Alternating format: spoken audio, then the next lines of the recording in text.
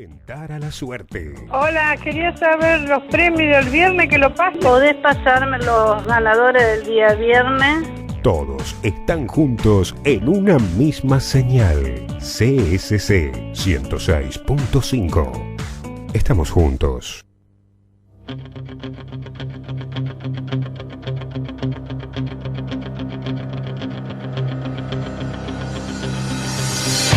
Muy bien, continuamos haciendo Emprendedores Esperanza. Ya tenemos la grata visita de Víctor Sarmiento. Buenas noches, Víctor, gracias por haber venido. Buenas noches, y la verdad que sorprendido por tanta juventud y bueno, también agradecido porque ustedes confían en que mi experiencia pueda mínimamente aportar o servir en este primer programa, que creo que cuando hay jóvenes en el medio trabajando es una apuesta para nosotros los que ya estamos un poco más adultos, y confirma el convencimiento que yo tengo de confiar mucho en los jóvenes. Cuando muchos los dan por desechados, yo creo que hay que apostar porque son los dirigentes del mañana. Es decir, alguno de estos chicos podrá ser dirigente el día de mañana, y si nosotros, que hoy tenemos algo de experiencia adquirida después de rompernos mucho la cabeza, con éxitos, con muchos fracasos, bueno, siempre es bueno transmitir y enseñar. La idea es ir reflejando la historia de todos los emprendedores, empresarios, conocidos, no tan conocidos, pero bueno, empezamos hoy con vos, Víctor. Ya se sumó Edgardo Bonella, que va a venir el jueves que viene si hacemos el programa Chuchi. O el otro. Bueno, vamos a ir trayendo a la mayoría de la gente que quiera participar a contar su historia, como para que quede también reflejada. Esto va a quedar guardado en un canal de YouTube, y el día de mañana puede ser una fuente inspiradora para el que se esté queriendo incursionar en estos ámbitos. Así que bueno, la idea es que puedas contar toda tu historia, Víctor. Tenemos una hora por delante. Nos gustaría que empiece contando tu primer emprendimiento, cómo arrancaste, cómo está compuesta tu familia, si tu padre y abuelo son también emprendedores, cómo viene la tradición. Mi familia está compuesta por mi esposa, 3 hijos, Emiliano, Ezequiel y Eliana. Eliana, como yo siempre digo, estoy en la producción, a los 46 años, volvimos a ser papá, así que tenemos una nena de 13 para 14 años. Yo creo que marcar un poco el inicio de la vida, creo que marca el camino de cómo fuimos creciendo cada uno de nosotros, porque cada uno tiene una historia. Uh-huh. Y la historia no comienza únicamente en el momento que uno empieza a emprender algo, sino que comienza desde el seno de la familia. Y ver a tus viejos, cuál ha sido el esfuerzo que han hecho durante tanto tiempo, cómo se movieron, si fueron empleados, si no fueron empleados. Y yo de mis padres guardo, mi padre ya no está, mi madre cumplió 80 años el 28, ahora este domingo, pero yo de mi viejo y de mi vieja guardo el mejor recuerdo, y especialmente el mejor legado que me dieron, que es ser una buena persona, o por lo menos manejarse en la vida con transparencia, hablando siempre con la verdad, y yendo para adelante, porque el esfuerzo que yo vi de mis viejos para poder sostener esa familia fue, diría yo, muy grande. Ahí te hago un paréntesis. Sí. Como dicen los chicos, ¿los buenos valores Garpa te sirven a lo largo de la vida? Sí, seguro. Yo creo que no tengo duda que la familia es el primer emprendimiento que hay que hacer para lograr un buen producto. Uh-huh. Es decir, si nosotros como padres nos formamos, nos educamos, no ponemos límites, creo que es muy difícil tener un buen producto. Después, cada uno es libre. Los chicos crecen y cada uno es libre de tomar el camino y la decisión que quieran seguir adelante. Vuelvo a lo de mis viejos. Mi viejo era un empleado de comercio. En aquella época existían las tiendas. Yo te escuchaba hablar a vos antes de entrar de estar haciendo tu emprendimiento. Y en las tiendas se vendían, tenía mucho que ver el empleado detrás del mostrador. Y mi viejo tenía una gran habilidad. Aparte de estar en el medio, era cantor de tangos. Ajá. Un hombre de la noche, bohemio, era bien conocido. Bueno, marcó una línea, una trayectoria también en la ciudad. Pero los avatares de la vida nos hicieron ir a la ciudad de Rafaela, porque a mi papá lo contratan en una tienda de Rafaela. En esa época garpaba bien ser buen vendedor. Y bueno, ahí me toca aprender a mí lo que significaba parar la olla de la casa, porque con el sueldo de empleado de comercio de mi papá no alcanzaba. Y nosotros con mi hermano teníamos que estudiar. Y ahí comencé mi primer trabajo, yendo a vender a las canchas de fútbol cordobesas, le llamaban, que eran 2 tapas de hojaldre con dulce de leche en el medio. Y los domingos, cuando había partidos de fútbol en la cancha de Peñarol, nosotros íbamos con mi hermano con un canastito a vender esto, ¿no? Y después, como en aquella época en Rafaela, yo te escucho hablar mucho vos de Rafaela, ponerla como ejemplo, creo que nosotros podemos ser el mismo o mejor ejemplo. Y ahí estaba el golf.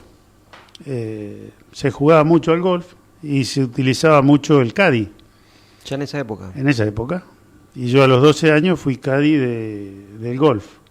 Entonces íbamos los domingos a la mañana, con frío, calor, helada, lo que fuere, a pararnos ahí y a esperar que nos seleccionen los señores que llegaban en sus importantes vehículos.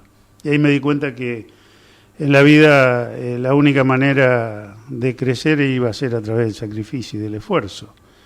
Entonces, eso fue un periodo que me marcó mucho a mí. Y agradezco tanto haber pasado ese periodo, porque yo creo que ahí empezó un poco la formación personal en el trabajo o en la experiencia laboral. Yo repito, termino la primaria, empiezo en la secundaria, en comercial en Rafaela, repito. En ese interín nos volvemos a vivir a Esperanza, y cuando llego de haber rendido mal la última materia para ver si pasaba el primer año o no, en mi casa había un amigo, estaba un amigo de mi papá, y bueno, dice, che, ¿a vos no te gustan los fierros? Sí, le dije, yo para zafar dije, me encantan los fierros. Y bueno, mirá, andate a la escuela industrial, pedí por Manolo Guala, en esa época era el director, y decirle que va de parte mía, porque ya estaban cerradas las inscripciones.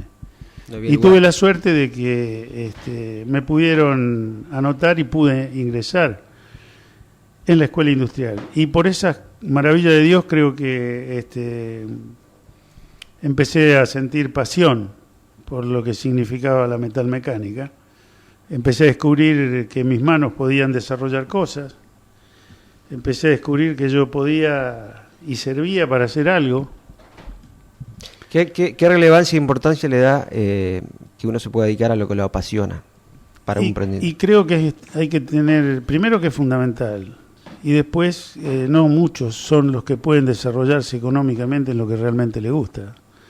Y por eso yo valoro mucho el lugar donde yo estoy.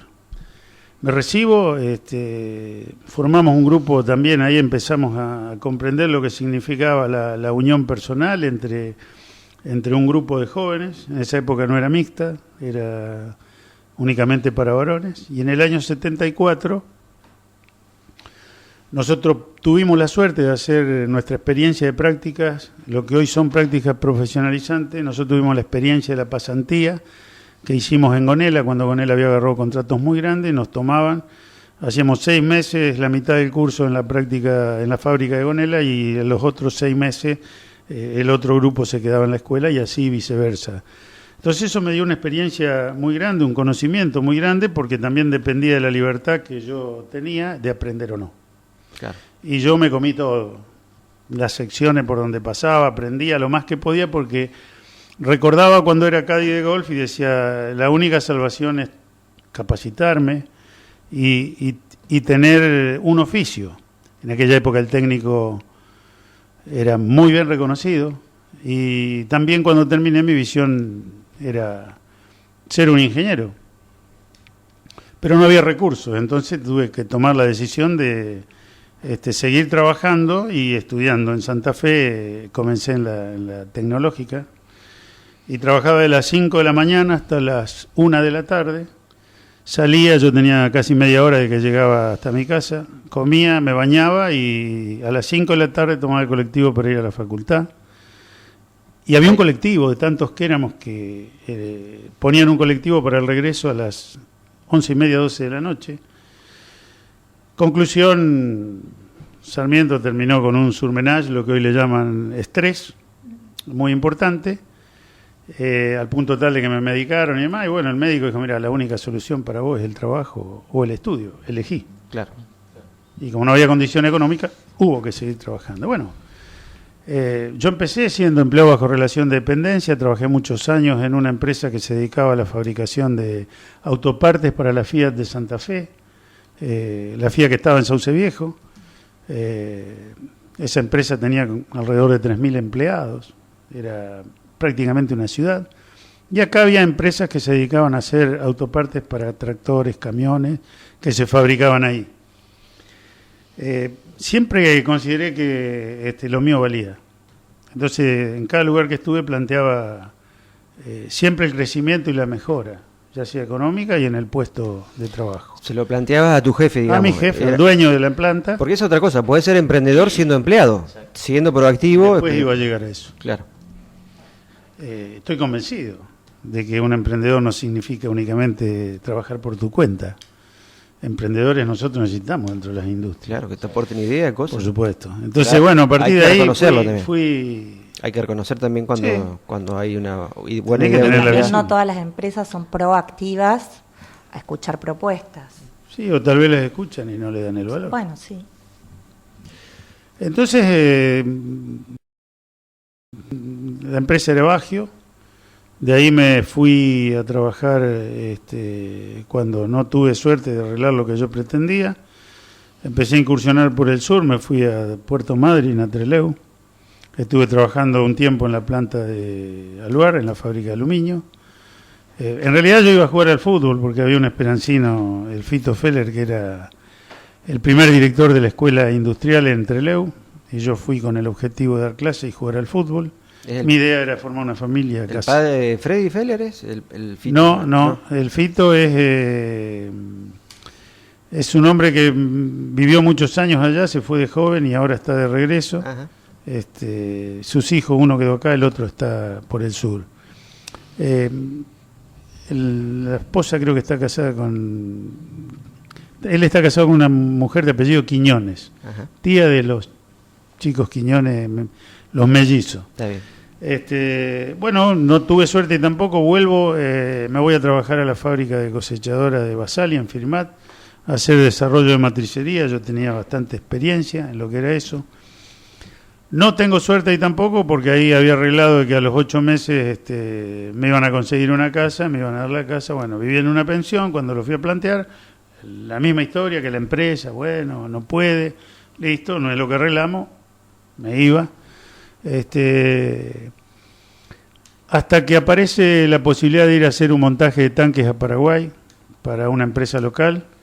Y allá emprendí camino, estuve prácticamente más de un año, casi un año y medio, en una ciudad que se llamaba Ñembué, cerca de la ciudad universitaria de San Lorenzo. Y ahí, bueno, también uno aprende desde la lejanía, la distancia, la soledad. ¿Estaba soltero? ¿Estaba soltero o ya tenía...? No, estaba soltero. Sí. Pero soltero, casado... se extraña. No, seguro. Y hay que tener una formación, como lo dije, como la que me habían dado mis viejos, prepararme para situaciones difíciles en la vida. Y bueno, y eso yo lo pude llevar adelante. Fue una época muy jodida porque estaba el régimen militar de Stroessner. A las 9 de la noche había toque de queda, no podía salir ni siquiera a la calle. Pero, viste, el argentino siempre se la ingenia para hacer alguna salida, imagínate. Que te disfrazaba de monja y salía. Bueno, algo hacíamos para salir. Bueno, todo eso hace que yo pueda entender que ya venía desarrollando, siempre bajo relación de dependencia, la posibilidad de tener algún indicio de poder hacer algo. No obstante eso, siempre creí también en que mi trabajo podía desarrollarse en una empresa, porque así lo consideraba. Cuando llego de De Paraguay ingreso a Ferma. En esa época el encargado, en medio ahí entre producción y oficina técnica, se había ido. Y bueno, me toman a mí, trabajo un año y un tiempito. Y en un momento yo le pregunto al dueño de la empresa, que hoy ya está fallecido, don Edgardo Padinger, cuál era mi futuro allá adentro, porque uno de sus hijos, el cual es el dueño hoy de la empresa, estudiaba ingeniería, y el otro maestro mayor de obra, que lamentablemente tuvo un accidente y falleció. El hombre me responde que yo no era ninguna solución para la empresa, que mi situación estaba limitada ahí adentro porque sus hijos venían estudiando. La verdad que sentí un dolor muy grande con esa respuesta, porque yo consideraba que daba todo. Entonces, bueno, automáticamente eran las 10 de la mañana, le agradecí el tiempo que me había dado trabajo, me paré y me fui. Sorprendido, me dice, ¿dónde te vas? Y me voy, le digo, y los 20 días de trabajo se lo agradezco, del mes que me debía. Yo llego a mi casa y, bueno, las madres en esto, viste, son bastante más sensibles. Cuando me voy a llegar, ¿qué pasó? Le digo, mira, acabo de dejar de trabajar de enferma. Y ahora, dice mi mamá, ¿qué vas a hacer? Nosotros, mirá, le digo, lo único que yo sé y estoy seguro es que a partir de este momento decido que no voy a trabajar más para nadie. Que voy a trabajar para mí y no sé qué voy a hacer. Pero lo que sí sé es que tengo 2 manos hábiles, muchas ganas de trabajar y mucha fuerza y mucho empuje, así que algo voy a hacer. La típica, compré una agujereadora, una piedra, una soldadora, y me acuerdo como si fuera hoy, ¿dónde vas a ir a trabajar? Y mi padrino vendía sustancia alimenticia, Roque Gamisi, tenía un galpón, y le digo, Roque, mirá, le conté cuál era la situación, y a partir de ahí me dice, mirá, tomate un espacio en el galpón, hacé la instalación eléctrica, y así fue. Empecé ahí, me instalé, no tenía nada para hacer y empecé a hacer la típica, parrilla, palita, para la basura. ¿Y cómo las vendía? Salía a la calle a venderla, iba de los amigos y las vendía. Loco, mirá, me estoy poniendo a laburar por mi cuenta, dame una mano. Y la verdad, hice mucho esfuerzo para poder desarrollar lo que venía haciendo con la imaginación, con idea. Pero llegó un momento que me daba cuenta que eso iba a ser por un tiempito, para paliar una situación.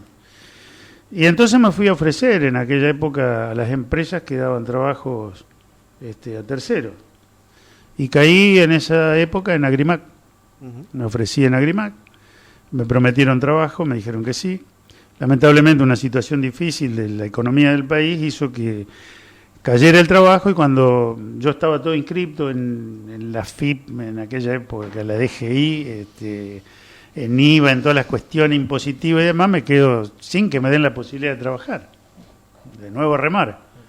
Con todo inscripto empezaron a llegar los vencimientos, la típica, saqué una cuenta corriente en el banco, una chequera, y empecé a cambiar cheque a postdatado, y a descontar en las mutuales y demás.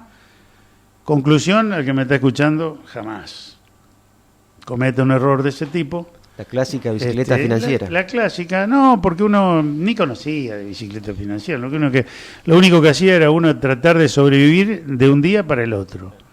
Y este fue el peor error, hasta que conozco... Perdón, también la gente, el consumidor final que paga el mínimo de la tarjeta, es el mismo error que estás comentando vos, porque los intereses son terribles. Los intereses no es bueno si no estás seguro de tener una generación de ingresos superior a lo que te cobran los intereses, que te permita pagar esos intereses, seguro, muchas veces leoninos, que te cobran. Y ahí aprendí un montón de cosas, los errores que significaron para mí haber creído que el Todopoderoso lo iba a poder, Y realmente caí en una situación muy difícil, angustiante, muy dura, hasta que un amigo un día me dice, tengo un regalo para vos. Sí, ¿cuál es? Un retiro espiritual. Yo agarraba lo que venía. Y gracias a Dios, pude hacer ese retiro y entendí que había otra forma de vida, que apalancándose uno en la fe y creyendo en algo que es superior a uno, reconociéndose que uno solo nada puede hacer, comprendí de que yo iba a salir y emprendí un camino diferente. Conocí un amigo que me dijo, yo te voy a dar una mano. ¿Eso qué edad fue? ¿A cuándo te hizo el clic? 25 años. Uh-huh. Sí. Y empecé a hablar, no era mucha la deuda que yo tenía. Debía Grande Almacenes, en aquella época era lo que es hoy. Vendían materiales y demás, y a una financiera que funcionaba en el club de planeadores. Y me presenté con la compañía del amigo, Héctor Bertero, el contador. Yo jugaba al fútbol en Defensores en esa época y aprendí a ser dirigente también. Y fuimos a hablar con cada uno y yo lo único que ofrecía era que estaba presente para pagar la deuda, lo único que tenía era trabajo. Que si querían cobrar, plata no tenía, pero tenía 2 manos y trabajo para ofrecer. Bueno, la negación de entrada, que sí, que no, hasta que con Grande Almacenes terminé arreglando, pagando mi deuda con cortadoras de césped. Fundían las carcasas en la fundición del León Daraz, me entraban los caños, los cables, las cuchillas y demás, y yo me hice unas máquinas para doblar los caños y le entregué 150 cortadores de césped armadas funcionando, que se las sacaban de las manos porque el costo relativamente era muy barato y era una máquina muy bien hecha.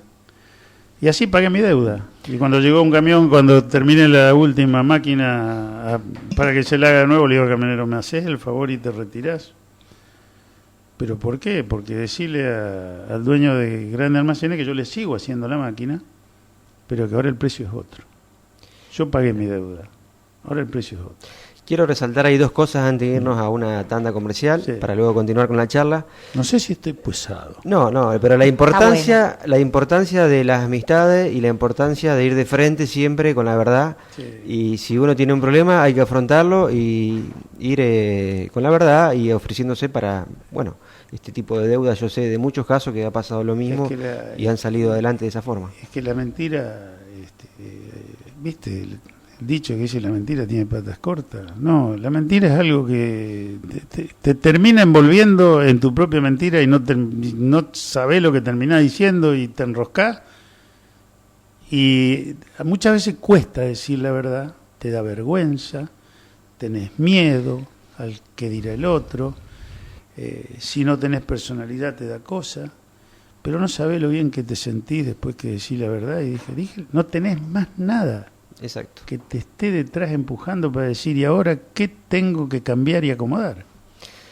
Perfecto, vamos a una tanda comercial y luego continuamos la entrevista con Víctor Sarmiento, que está contando su interesante historia de vida y va a empezar con la parte más fuerte de su industria y de más vorágine, digamos, que si bien lo otro fue muy interesante, después viene un trajín importante. Ya volvemos en 3 minutos.